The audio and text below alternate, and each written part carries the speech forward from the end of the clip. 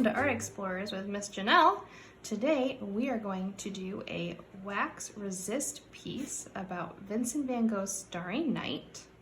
In your kit, you are going to have a piece of paper, some crayons, yellow, blue, brown, and black watercolors, and one paintbrush. What you will need to provide is a cup of water and some paper towels and a pencil if you'd like to trace your drawing out first. All right, let's get started.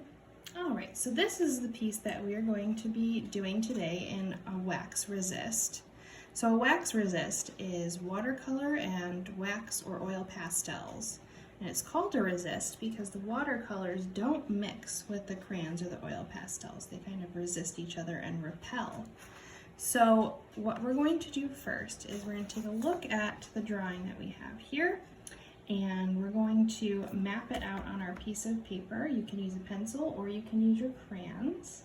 And once we get it all mapped out with our drawing utensils, then we're going to go in and use the watercolor to start coloring in the larger swaths of color.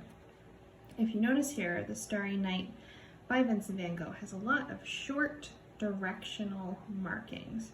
So we're going to keep that in mind when we're doing our drawing. So I'm going to put that off to the side so that I can look at it while I'm drawing. And what I'm going to do first is kind of take a look at the paper and see how much space I have in comparison to the drawing that we have here. And I know that the moon is going to go up in the corner, so I can kind of draw that out. And again, we're going to use short directional markings. And I'm also going to go in with my white crayon because there's a lot of white markings in this as well. Now, it might be hard to see right now, but once we go in with our watercolor, you'll be able to pick up the white a lot easier. You kind of go back and forth, sort of mixing our crayons together here. Excellent. So the next thing that we're going to do is we're going to block out the larger portion of this kind of tree line area here.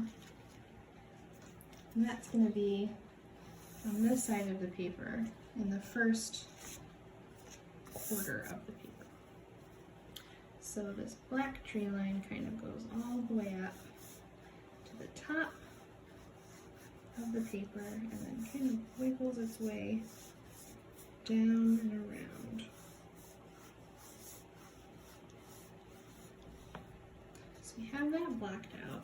And we're going to go ahead and do our short directional lines, just like the actual painting. And if you look closely at our resource here, it's black, it's got a little bit of green and a little bit of brown. So we're going to try to mimic those colors. Brown. And we're not going to fill in everything with the crayon because we're going to go over top of it with the watercolor. So I have that blacked out. Next, what I'm going to do is take one of my darker blues, and we have some kind of hilly areas that go up and around the back of that. So that's what I'm going to kind of mimic now.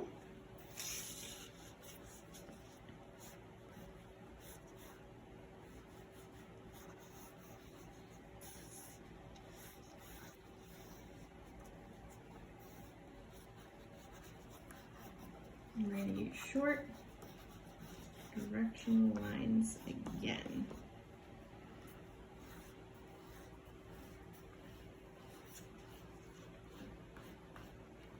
Okay, so one of the trickier parts is going to be to block in the houses down here. So what I like to do is I like to start first with the church steeple, and that will kind of help me get an idea of where to put the rest of the houses. Some of them are a little bit harder to see, and that's okay. You can kind of add or subtract what you want from this piece. It doesn't have to be exactly as the picture, but as long as it gives you the same idea. So what I'll do is black out the church steeple. And again, if you want to do this in pencil first, you can do that.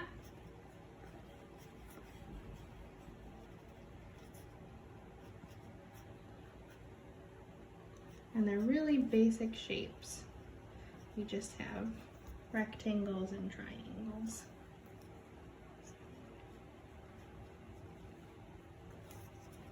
And we have a little bit of a part of the river right here. And then it goes into some more houses along the river bank.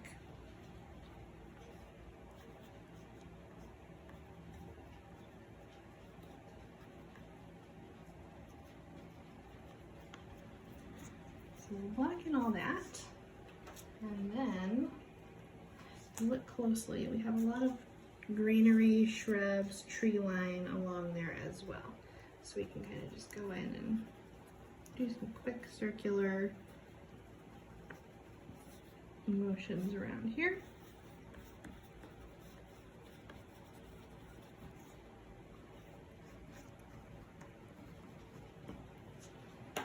And we're going to go back and forth with our colors. So there's lots and lots of blue and lots of yellow and white. So what we're going to do is kind of mix the crayon colors together, and they do a pretty good job of blending. Again, don't worry about filling it in because we're going to go over top of it with watercolor again. So that will take care of the white. We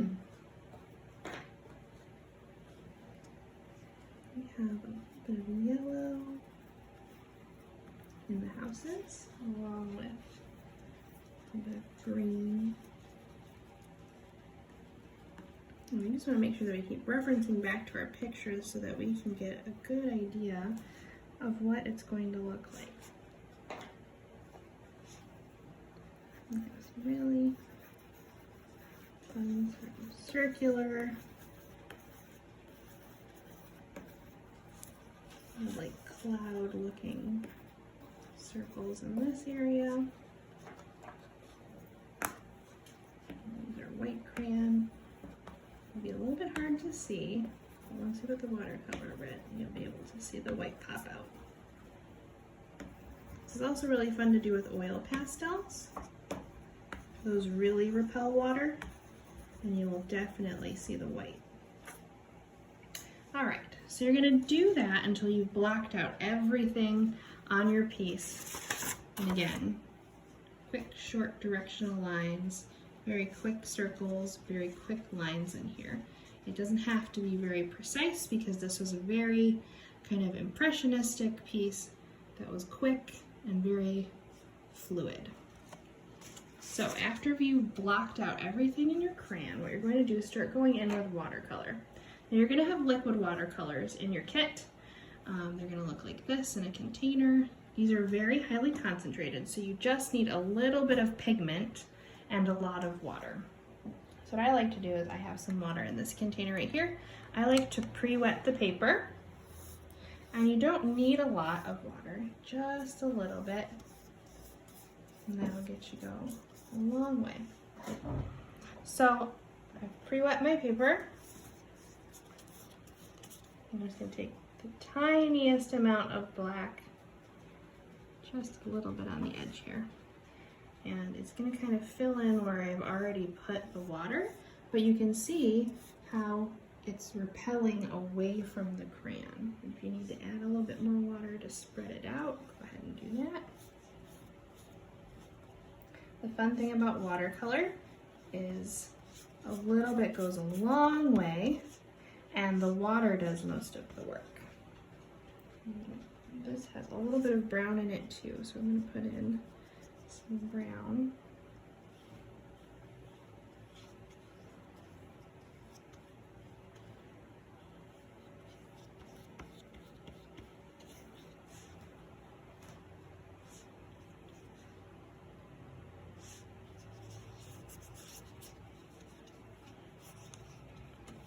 If you have some tape at home, it's also a good idea to tape your paper down. That kind of helps to keep it stable in place and also lets the paper kind of stay taut while you're working. while you're working too, if your water becomes a little bit cloudy, go ahead and change it out. You don't want to have colors going into areas that you don't want. So like I don't want black to go into my blue area, so I want to make sure that I keep my water changed and ready to go. Now in your kit, you're going to have yellow, blue, brown, and black. So you're going to want to mix the yellow and the blue together to make your greens. You can also mix a little bit of the black into the blue to get the darker tones of blue that you'll find in this piece along this area. So we're going to want to make that area much darker. So you want to start light and then work your way to getting it darker. Again, use lots of water at first, and then when you go back in, you can add a little bit more color and a little bit more color. If you go dark right away, what's going to happen is you might make your piece too dark, and then we can't go back from there. And you can use your brush to make some directional lines in it as well. So this was pre-wet, and this was a brush on dry paper. So you can see the difference. This has a little bit more fluid movement like the original piece, and this is a little bit more like drawing. So if you prefer that, you can do it that way as well. But it does take a little bit more time and a little bit more precision to do it on the dry paper versus the wet paper. Now, once your piece has dried, you can go back in and add more crayon if you want to add more white and more highlights. So I'll bring back the piece I already did. So for this one, it's perfectly dry. And what I can do is I can go back in and add a little bit more of the crayon over top of it, if I didn't get it as dark as I wanted to the first time. But you have to make sure that your paper is fully dry before you go back in with the crayon, because what will happen is your paper can rip. So we don't want our paper to rip. So we want to make sure that it's fully dry. And since it's nice and hot outside, your paper should dry pretty quickly. And the fun thing is, now that we have a little bit of color on here, we can see that the white does show up over top of the watercolor, and we can see it through here that it was resisting the watercolor. And the harder you push, the more your white will show up. So you can see I added that back right into there. All right, so that was Vincent van Gogh's Starry Night wax resist watercolor piece. Take a picture of what you did, send it on over to us, and I hope you enjoyed making this art with me, and I will see you very soon at the library. Have a good day.